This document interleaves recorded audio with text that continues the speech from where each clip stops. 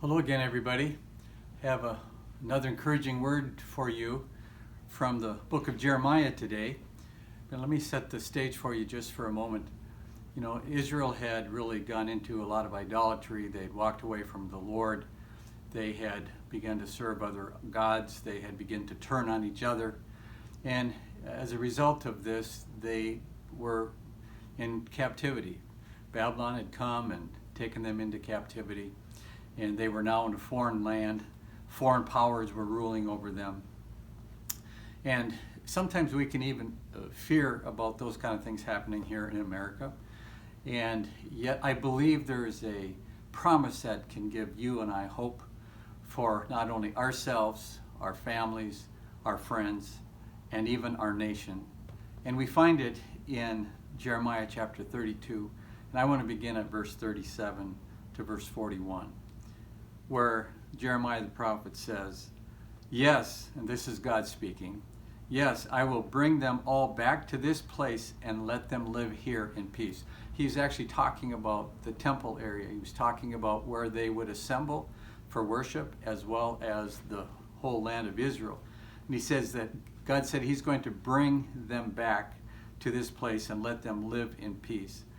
And he says, they will be my people and I will be their God. And I will make them of one mind and one heart.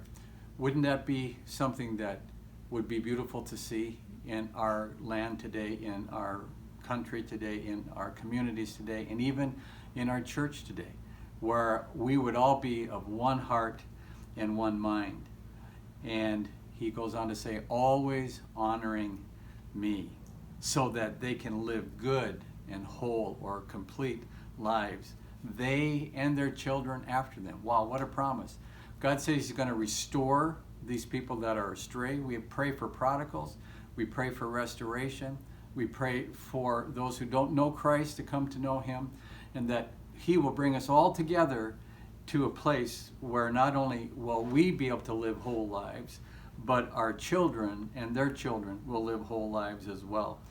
And then he says a wonderful thing. He says, I will make a covenant with them that will last forever. Not just a month, not a year or two based on what we do, but his covenant with us is based on his love for us.